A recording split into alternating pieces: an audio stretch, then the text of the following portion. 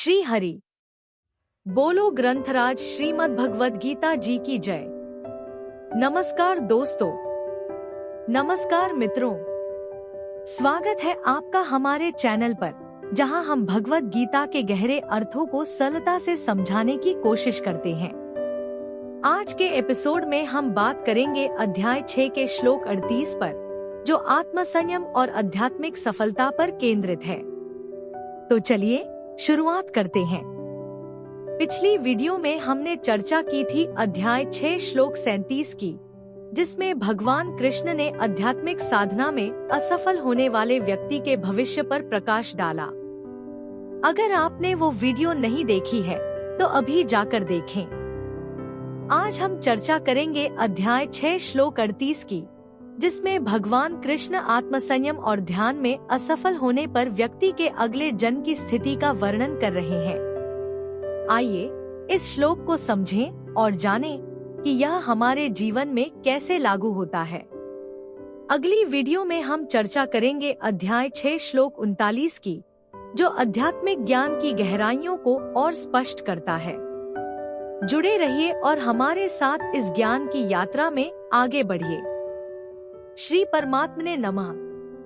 गीता सुगीता कर्तव्या किमन्यः शास्त्र विस्तरः या स्वयं पद्म नाभस्य मुख पद्माद्विनीयः श्रिता। अथ ध्यानम्। शांताकारं भुजग शयनं पद्म नाभं सुरेशं विश्व आधारं गगन सदृशं मेघवर्णं शुभांगम। लक्ष्मी कांत कमल नयन योगिभिः ध्यान गम्यं वंदे विष्णु भव भयहरं सर्व लोकैकनाथम्। यं ब्रह्मा वरुणेन्द्र रुद्रमृतः स्तुन्वन्ति दिव्यैः स्तवैर्वेदैः सांग पद क्रमोपनिषदे गायन्ति यं सामगाः। ध्यान अवस्थित तद्गतिन मनसा पश्यन्ति यं योगिनो यस्यान्तं न विदुः सुर असुरगणा देवाय तस्मै नमः। वसुदेव सुतं देव कंस चाणूर मर्दनम। देव की परमानंदम कृष्ण वंदे जगद्गुरुम। भगवद गीता अध्याय 6 श्लोक 38। श्लोक 38। कच्चिन्नोभ्य विभ्रष्टश्चिन्ना भ्रमेव नश्यति अप्रतिष्ठो महाबाहो विमूढ़ो ब्रह्मण्य पथि। उच्चारण की विधि कच्चित न उभ्य विभ्रष्ट छिन्ना भ्रम इव नश्यति अप्रतिष्ठ महाबाहो विमूढ़ ब्रह्मण पथि 38। शब्दार्थ महाबाहो अर्थात है महाबाहो। कच्चित अर्थात क्या? वह ब्रह्मण अर्थात भगवत प्राप्ति के, पथि अर्थात मार्ग में, विमूढ़ अर्थात मोहित, और अप्रतिष्ठ अर्थात आश्रय रहित पुरुष, छिन्ना भ्रम अर्थात छिन्न भिन्न बादल की, इव अर्थात भांति, उभ्य विभ्रष्ट अर्थात दोनों ओर से भ्रष्ट होकर, न नश्यति अर्थात नष्ट तो नहीं हो जाता। अर्थ है महाबाहो। क्या वो भगवत प्राप्ति के मार्ग में मोहित और आश्रय रहित पुरुष छिन्न भिन्न बादल की भांति दोनों ओर से भ्रष्ट होकर नष्ट तो नहीं हो जाता? 38 व्याख्या। अर्जुन ने पूर्वोक्त श्लोक में का गति कृष्ण गच्छति कहकर जो बात पूछी थी, उसी का इस श्लोक में खुलासा पूछते हैं। अप्रतिष्ठो महाबाहो विमूढ़ो ब्रह्मण्य पथि, वो सांसारिक प्रतिष्ठा स्थिति से तो जानकर रहित हुआ है, अर्थात उसने संसार के सुख आराम आदर सत्कार यश प्रतिष्ठा आदि की कामना छोड़ दी है। इनको प्राप्त करने का उसका उद्देश्य ही नहीं रहा है। इस तरह संसार का आश्रय छोड़कर वो परमात्म प्राप्ति के मार्ग पर चला, पर जीवित अवस्था में परमात्मा की प्राप्ति नहीं हुई और अंत समय में साधन से विचलित हो गया, अर्थात परमात्मा की स्मृति नहीं रही। कच्चिन्नोभ्य विभ्रष्ट न भ्रमेव नश्यति, ऐसा वह दोनों ओर से भ्रष्ट हुआ, अर्थात सांसारिक और पारमार्थिक दोनों उन्नतियों से रहित हुआ। साधक छिन्न भिन्न बादल की तरह नष्ट तो नहीं हो जाता। तात्पर्य है कि जैसे किसी बादल के टुकड़े ने अपने बादल को तो छोड़ दिया और दूसरे बादल तक वो पहुंचा नहीं, वायु के कारण बीच में ही छिन्न भिन्न हो गया, ऐसे ही साधक ने संसार के आश्रय को तो छोड़ दिया और अंत समय में परमात्मा की स्मृति नहीं रही, फिर वो नष्ट तो नहीं हो जाता, उसका पतन तो नहीं हो जाता।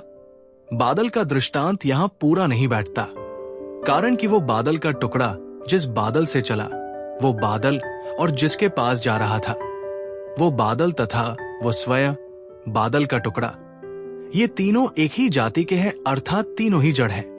परंतु जिस साधक ने संसार को छोड़ा वो संसार, और जिसकी प्राप्ति के लिए चला वो परमात्मा तथा वो स्वयं साधक, ये तीनों एक जाति के नहीं हैं। इन तीनों में संसार जड़ है और परमात्मा तथा स्वयं चेतन है। इसलिए पहला आश्रय छोड़ दिया और दूसरा प्राप्त नहीं हुआ।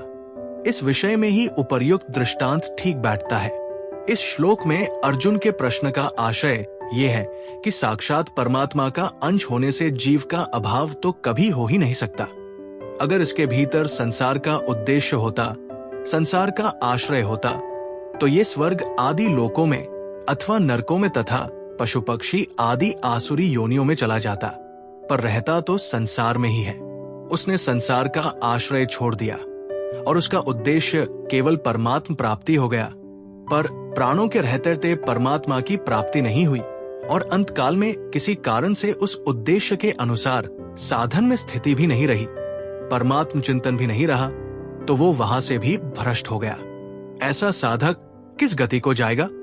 विशेष बात, अगर इस श्लोक में परमात्मा की प्राप्ति से और साधन से भ्रष्ट च्युत हुआ ऐसा अर्थ लिया जाए तो ऐसा कहना यहां बढ़ ही नहीं सकता, कारण कि आगे जो बादल का दृष्टांत दिया है वो उपर्युक्त अर्थ के साथ ठीक नहीं बैठता। बादल का टुकड़ा एक बादल को छोड़कर दूसरे बादल की तरफ चला, पर दूसरे बादल तक पहुंचने से पहले बीच में ही वायु से छिन्न भिन्न हो गया। इस दृष्टांत में स्वयं बादल के टुकड़े ने ही पहले बादल को छोड़ा है, अर्थात अपनी पहली स्थिति को छोड़ा है और आगे दूसरे बादल तक पहुंचा नहीं, तभी वो उभ्य भ्रष्ट हुआ है। परंतु साधक को तो अभी परमात्मा की प्राप्ति हुई ही नहीं, फिर उसको परमात्मा की प्राप्ति से भ्रष्ट च्युत होना कैसे कहा जाए? दूसरी बात, साध्य की प्राप्ति होने पर साधक साध्य से कभी च्युत हो ही नहीं सकता, अर्थात किसी भी परिस्थिति में वो साध्य से अलग नहीं हो सकता, उसको छोड़ नहीं सकता, अतः उसको साध्य से च्युत कहना बनता ही नहीं। हाँ, अंत समय में स्थिति न रहने से, परमात्मा की स्मृति न रहने से उसको साधन भ्रष्ट तो कह सकते हैं, पर उभ्य भ्रष्ट नहीं कह सकते। अतः यहाँ बादल के दृष्टांत के अनुसार वही उभ्य भ्रष्ट लेना युक्ति संगत बैठता है, जिसने संसार के आश्रय को जानकर ही अपनी ओर से छोड़ दिया और परमात्मा की प्राप्ति के लिए चला, पर अंत समय में किसी कारण से परमात्मा की याद नहीं रही, साधन से विचलित मना हो गया। इस तरह संसार और साधन दोनों में उसकी स्थिति न रहने से ही वो उभ्य भ्रष्ट हुआ है। अर्जुन ने भी 37वें श्लोक में योगाचलित मानस कहा है और इस 38वें श्लोक में अप्रतिष्ठ विमूढ़ो भ्रमणे पथि और छिन्ना भ्रमेव कहा है। इसका तात्पर्य यही है कि उसने संसार को छोड़ दिया और परमात्मा की प्राप्ति के साधन से विचलित हो गया, मोहित हो गया। संबंध पूर्वोक्त संदेह को दूर करने के लिए अर्जुन आगे के श्लोक में भगवान से प्रार्थना करते हैं। कल हम श्लोक 38 पर चर्चा करेंगे, जहां भगवान कृष्ण असफल साधक के भविष्य और उसकी संभावनाओं पर प्रकाश डालेंगे। अगर यह वीडियो आपको पसंद आया हो तो इसे लाइक और सब्सक्राइब करें, अपने दोस्तों और परिवार के साथ साझा करें। प्रश्न, क्या आप अपने जीवन में इस श्लोक को लागू कर सकते हैं? नीचे कमेंट में बताएं। कल मिलते हैं, तब तक हरि ओम। दोस्तों, आज का श्लोक आपको कैसा लगा? क्या आप भी ये मानते हैं कि भगवद गीता सिर्फ एक ग्रंथ नहीं बल्कि जीवन जीने का एक पूरा नक्शा है?